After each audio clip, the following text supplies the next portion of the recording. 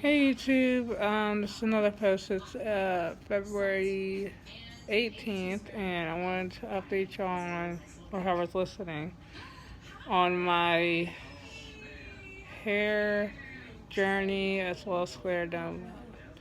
Lately, I've been taking a lot of new, I guess, vitamins.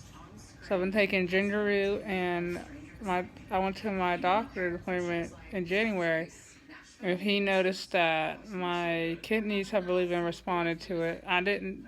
He never said it was bad, like my kidneys were bad, but he always says like it's in normal limits for I guess people with scleroderma. And because I take a lot of medications, you know, I don't know what that's supposed to mean. But all I know is I went and I've been taking the ginger root for like 6 weeks, and he's like, "Wow, your kidneys are doing really excellent." And to me, I'm like, I never heard that before. And 3.5 to 4 years after I've been diagnosed with scleroderma, I've always heard, oh, your liver's in normal limits, all this normal limits, but I never heard anything was doing excellent. Maybe good, but nothing about my kidneys. So I was like, oh, well, okay.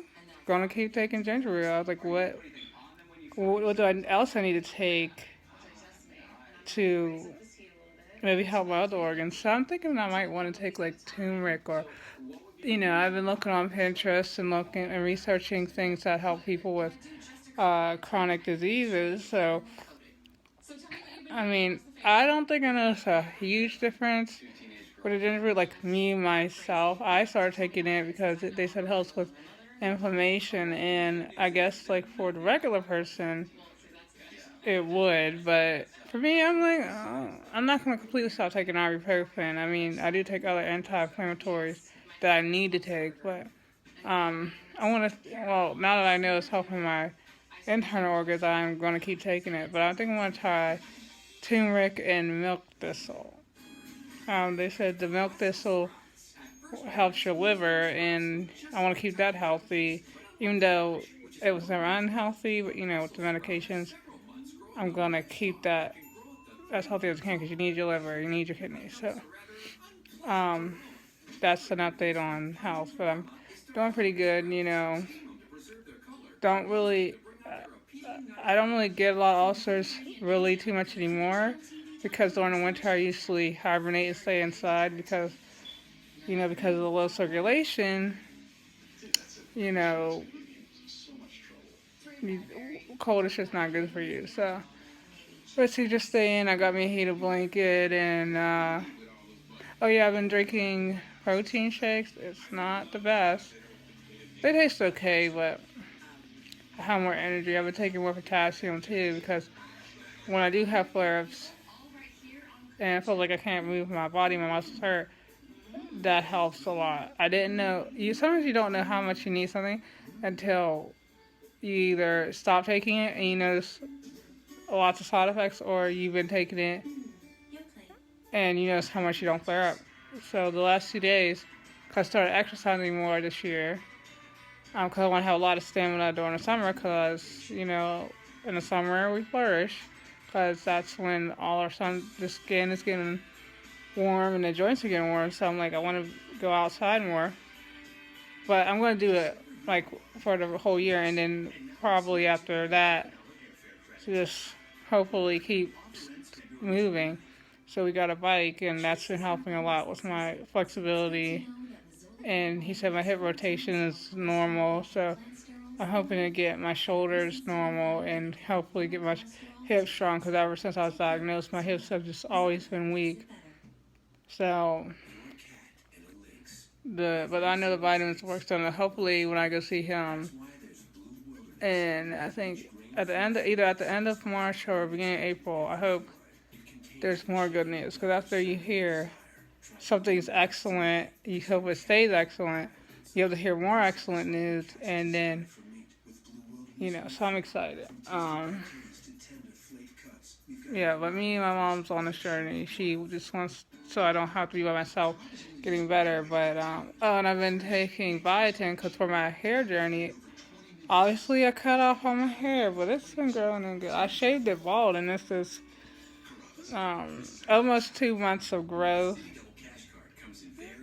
Um, Probably a little bit over 1/4 of an inch. I mean, I wish I would get the half an inch, growth a month like lucky girls. But I'm just glad it's growing because some people don't get that glory when they're on all these medications. So I'm just I'm glad it's growing. In some parts it's thinner than the top where it's all beautiful and thick, and then the side just like a little bit thinner. But you know, or maybe I don't. Maybe it's just thick on this side. Normal. I don't know. But yeah, I cut it all off because I just wanted to start see what my hair grew like, taking care of it from the start. Because when I was doing the hair, it's kind of like my hair was there, and all I did was wash it and make her pink moisturizer lotion in it once a week, but it will be dry, and it felt like hay.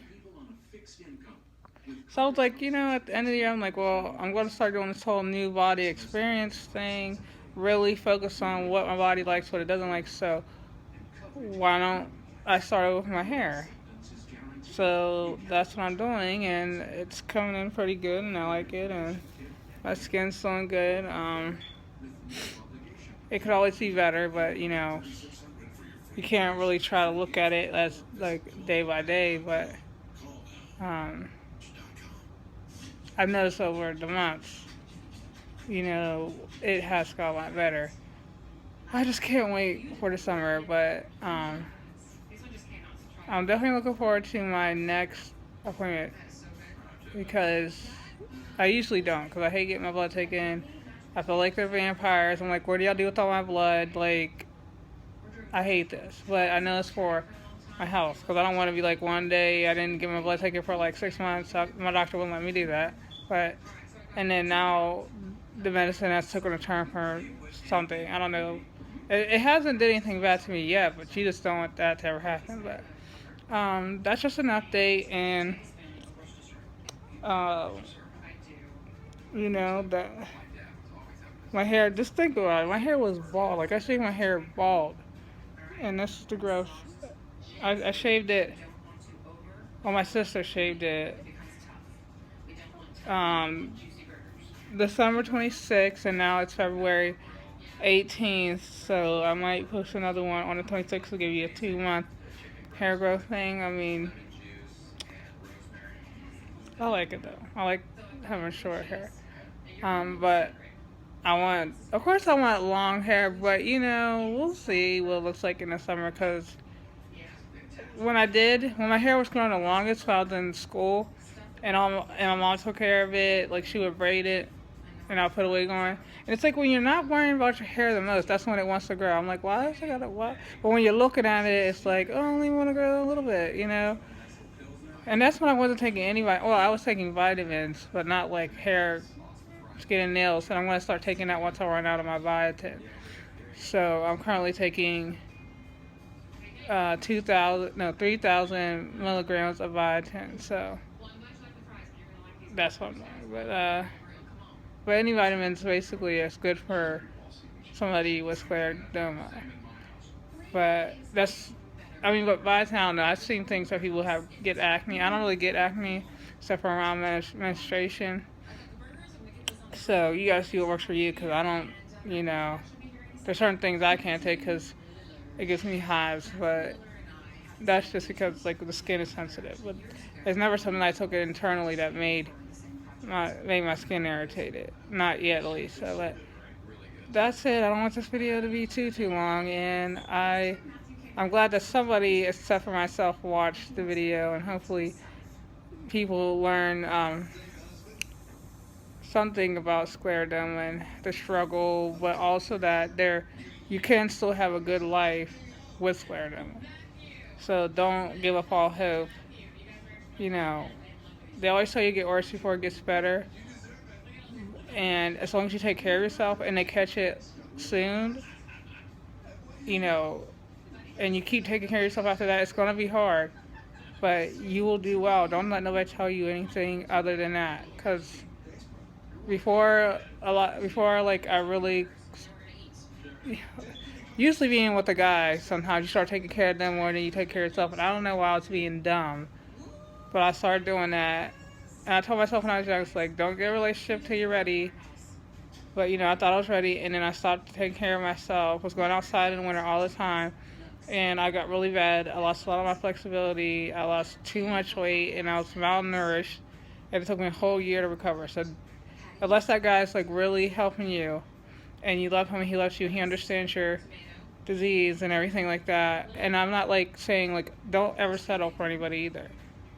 Because I felt like, oh, I need to settle for guys. I'm like, I'm a college graduate, and I'm a beautiful girl, and you guys are beautiful, so don't ever in your life think just because you have scleroderma and your hands might look a little weird, and you got a little bit of this skin on here that you are ugly, because you're not. I'm not ugly. You're not ugly. Okay? And you're smart. And don't dumb yourself down or feel like you need to go with this guy because, oh, he assessed me with my disease. It's like, okay, you may have a disease, but all your other aspects are great. Okay, he might be normal, or she might be normal, but her attitude's bad, his attitude's bad. He or she is just horrible to live with. They are mean to people. I feel like that, because unless they change, that's never going to change, and that's just something nobody should ever live with. And with scleroderma, if you take care of yourself, you're going to live just as long as them. And the way people are acting nowadays with healthy bodies, you're probably going to outlive most of them. I'm going to live most of them. Having scleroderma forced me to have a healthier life. Because my body won't let me eat certain foods. Because it reacts very quick. It says, Alexa, I don't like that. And you're going to be on the toilet for a while. Or we're going to regurgitate that. And don't ever do that again unless you want a whole 24 hours of severe heartburn, or you want to go to the hospital and now you got to be hooked up to things with needles, and I hate needles. So, your health comes first with scleroderma. Pain, more pain than you already have to deal with on a regular basis. So, just take care of yourself and, always have a happy. Try to live your life as happily as you can, because, you just have to. Because it's a disease, it's not going to go away. The only thing you do is try to live your life the best way you can with the least amount of symptoms, Because everybody goes through something. They might not be sick now, but they could be sick later, because you see, like, people on my 600-pound life, like, they don't have a disease that they didn't give their self almost. Like, a lot of things psychologically might happen to them, but, with therapy and stuff, like, they have a chance to get better. But with scleroderma, that's why it's going to be in us, and we didn't cause that. Like, we did not say, oh, like, please give me scleroderma. But, so we can't get better, but we could just, we can't get rid of the disease. I mean, unless technology gets lost over the next couple of years. But anyways, I'm ranting. But thank you for the people who have watched.